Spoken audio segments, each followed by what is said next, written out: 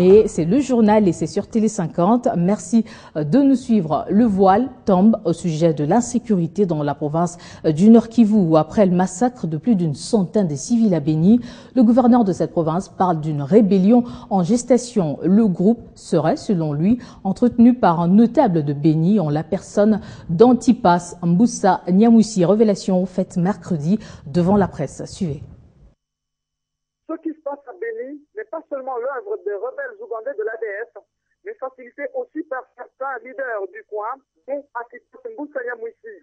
Cet ancien député national élu à Butembo en 2011 serait responsable d'une rébellion en gestation à Béni. Le gouverneur Julien Paluku, qui dans cette nouvelle s'appuie sur plusieurs faits, parmi lesquels la déclaration de quelques anciens officiers de l'ancienne rébellion, le KML de Mboussa Niamoussi, qui ont avoué leur participation au carnage de Munzambaye en ville de Béni. Un procès va d'ailleurs avoir lieu à Béni d'ici quelques matins contre ces suspects et devront donner d'autres révélations plus graves à annoncer l'autorité provinciale. La population du Nord Kivu doit demander pardon aux autorités du pays qui accusent à tort d'être à la base d'instabilité de la province alors que cette situation est bel et bien entretenue par ses propres fils, exhorte l'autorité provinciale. Une rébellion en gestation à Béni, précédée par une série de tueries, une stratégie pour les ennemis de la paix d'opposer la population à son gouvernement et son armée, un projet macabre qui dénonce Julien Paluku. Il en appelle ainsi aux communautés de Béni Butembo à se désolidariser avec les ennemis de la paix qui ternissent l'image de leurs communautés respectives. L'autorité provinciale annonce par ailleurs des prochaines arrestations à Butembo, Goma et partout ailleurs dans la province, quel que soit le rang social des concernés, membres du réseau dont les services sont déjà tombés sur l'échantillon. Marcel Melo, Butembo, Télé 50.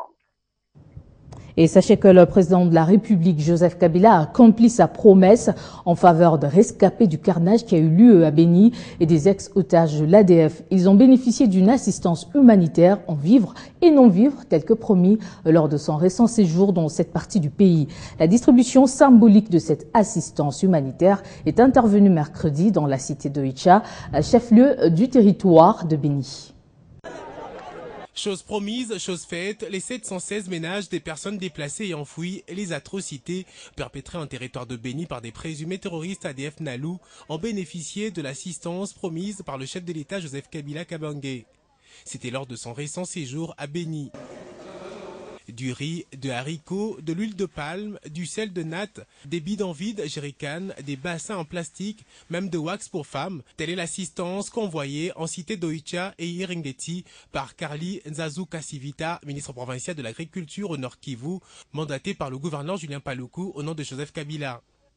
C'est en pacificateur que le ministre provincial de l'Agriculture au Nord Kivu a justifié la concrétisation de la promesse faite par le chef de l'État qui a déjà pris des mesures pour restaurer la tranquillité voulue par tous.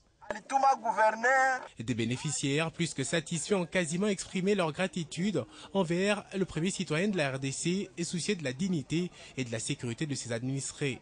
Jean-Paul Ngarangondi de la société civile de Béni Territoire salue ces gestes de cœur manifestés par le président de la République.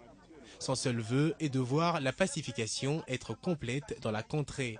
En plus des déplacés, les 180 otages libérés de griffes des ADF Nalu par les FRDC ont également bénéficié de cette assistance applaudie par tous.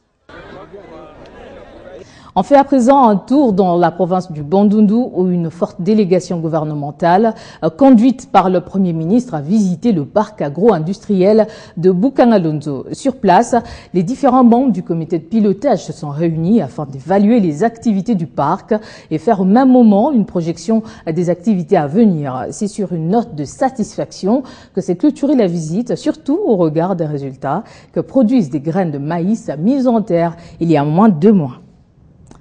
Rendons-nous cette fois à la Chambre basse du Parlement où le président de l'Assemblée nationale a débuté ce jeudi les consultations avec les groupes parlementaires ainsi que les non-alignés. Objectif, redorer l'image de l'Assemblée nationale et mettre en place un cadre normatif pour encadrer la problématique de retraite signature.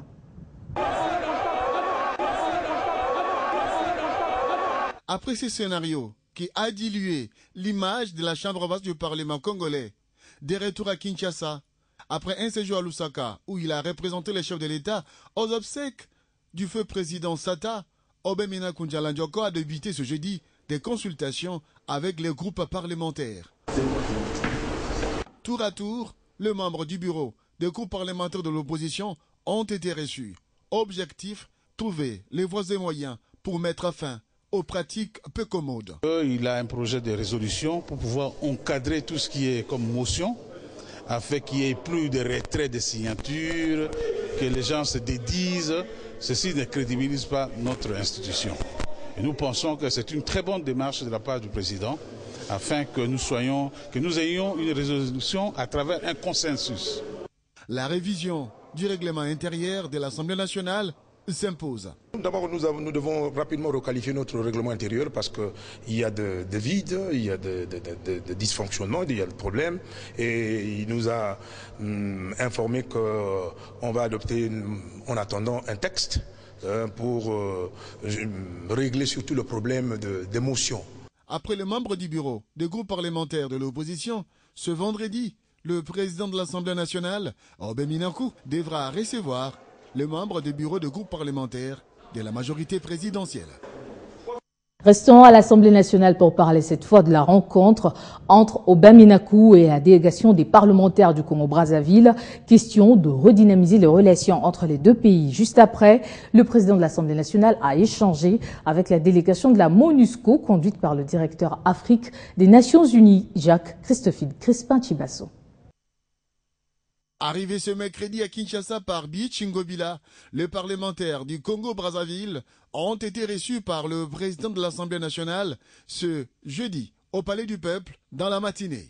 Au cours de cette audience, les échanges ont tourné autour de la redynamisation des relations entre la République démocratique du Congo et la République du Congo. Notre séjour est motivé par l'intérêt commun que nous avons de relancer la coopération, la collaboration entre les deux parlements de notre pays. À 11h local, le président de l'Assemblée nationale, Obemina Nku, a conféré avec la délégation de la MONUSCO, conduite par Jacques Christophides, directeur Afrique des Nations Unies. Ensuite, cette délégation a échangé avec les membres du groupe parlementaire de la majorité présidentielle et de l'opposition. Question de faire l'évaluation du fonctionnement de la MONUSCO en RDC. Évaluer et faire un état de lieu des problématiques ayant trait à la distribution des terres, ainsi que réfléchir sur la politique d'aménagement des territoires, c'est l'un des objectifs poursuivis par les différents acteurs liés directement à cette question. Le ministre des Mines, de l'Environnement, les vice-ministres des Finances, du Budget et celui du Plan ont pris part à une rencontre qui a évoqué les questions sur les réformes réalisées en RDC. Les travaux se sont déroulés en présence des partenaires techniques accrédités à Kinshasa. Oui, et nous avançons. C'est pour ça que nous nous sommes réunis avec les partenaires techniques et financiers, c'est justement pour faire l'état des lieux de ces réalisations. Mais comme vous le savez, c'est des réformes qui concernent les différents ministères, principalement qui gèrent les secteurs extractifs. Ici, nous citons le ministère de Mines, notre ministère également, le ministère de l'Environnement et le ministère des Hydrocarbures. Nous avons également passant en revue les réformes en rapport avec les fonciers. Comme vous le savez, dans le secteur des industries extractives, les réformes sont lourdes et il faut les réaliser de manière sereine et de manière durable. Comme vous le savez, c'est une réunion qu'on tient pour faire un peu l'évolution des réformes en gouvernance et le ministre vous a donné un aperçu, un panorama complet de ce qui a été fait. Ce que je voulais dire, c'est qu'au-delà même rien que des réformes de gouvernance, il faut voir tous les efforts que fait le gouvernement. Et les réformes sont en train, n'est-ce pas, de s'emboîter. Vous savez, par exemple, que le pays est classé aujourd'hui parmi les 10 meilleurs en matière de réforme, selon donc l'indicateur Doing Business de la Banque mondiale. Également, notre CPIA a augmenté. On est passé de 2,7 à 2,9. Parlons révolution de la modernité dans son volet infrastructure qui est de plus en plus visible dans le Bas-Congo. Le cas le plus récent est les travaux en cours de réhabilitation du bâtiment du gouvernorat lancé il y a peu à ce jour. Ils évoluent normalement. Mercredi, Jacques Mbadou, gouverneur de province, est allé se rendre compte du déroulement des travaux. Une visite qu'il a conduite dans les locaux qui étaient devenus vétustes, obligeant même le gouverneur lui-même à déménager en attendant sa remise en état. Je vous propose de l'écouter. Qu'est-ce que les gens doivent comprendre? C'est que nous allons réhabiliter de fond en comble ce bâtiment. Ça va être un très nouveau bâtiment à cet endroit. Ça, c'est digne, ça, d'une grande province comme le Bas-Congo? Non, c'est nécessaire, je crois. Mais vous savez déjà que ce bâtiment devait être réhabilité parce que parmi les chantiers qui avaient été lancés, il y a aussi ce bâtiment. Donc, devant, nous allons avoir un rond-point moderne et les bâtiments du gouvernorat va compter parmi les bâtiments les plus modernes de ce pays. Et puis les députés élus de la province orientale ont rencontré le président du Sénat, Léon Okengo-Adondo, ce jeudi. Au centre de leur échange, la situation préoccupante de la province en ce qui concerne la redevance minière de la société Kibali, l'exécution du budget pour ce qui est de l'enveloppe du fonctionnement de la province. Ils étaient tous là, députés de la majorité comme de l'opposition, unis pour la cause de la province orientale. Un plaidoyer à l'endroit du président de la Chambre haute du Parlement, Léon Okengo-Adondo. À l'État congolais et dont les 40% devraient revenir à la province, mais malheureusement, le pouvoir central continue jusqu'à ce jour. Il y a déjà une année de cela à bloquer cette part de la province orientale. Ça, c'est le premier problème que nous avons présenté au plan du Sénat.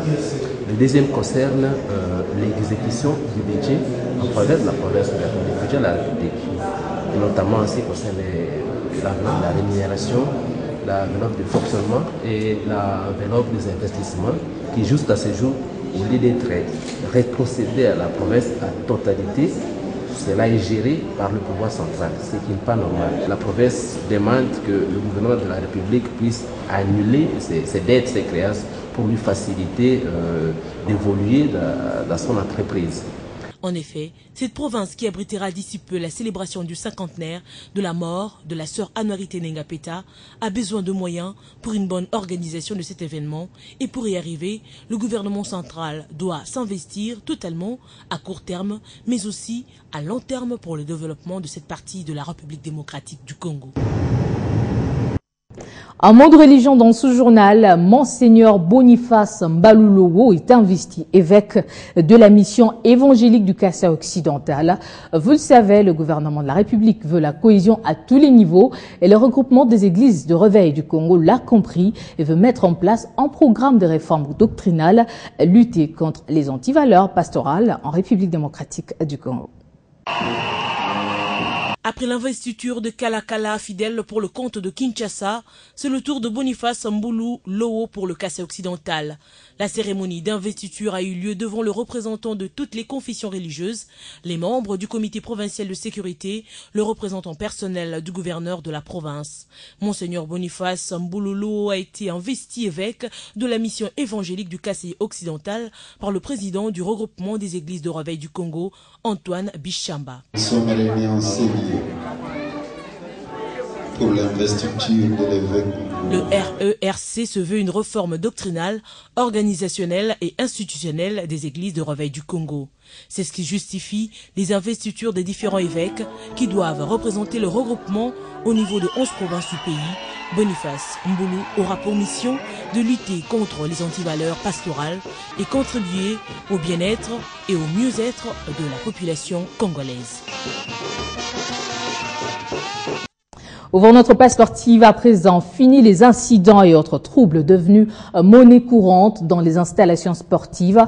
Le commissaire provincial de la police s'en va contre ces actes et leurs acteurs. Ce jeudi, le général Célestin Kanyama a réuni les présidents des clubs de Kinshasa et de dirigeants ayant en charge les sports. Question de rappeler alors tous ceux qui opèrent dans ce domaine. Des dispositifs sérieux ont été pris.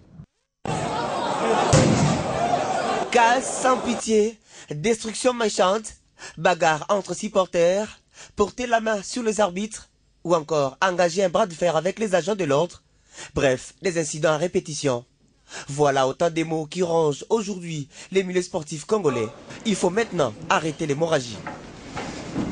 C'est dans cette logique qu'il faudra comprendre la démarche entreprise par les commissaires provinciaux de la police en réunissant ce jeudi les dirigeants sportifs. Pour la plupart, viennent de Kinshasa. Actuellement, tout le monde Moboulé Komingi na balabala après match, soit va gagner, soit va perdre, va supporter. Ko casser, ko bébé c'est biloko na katia stade, puisque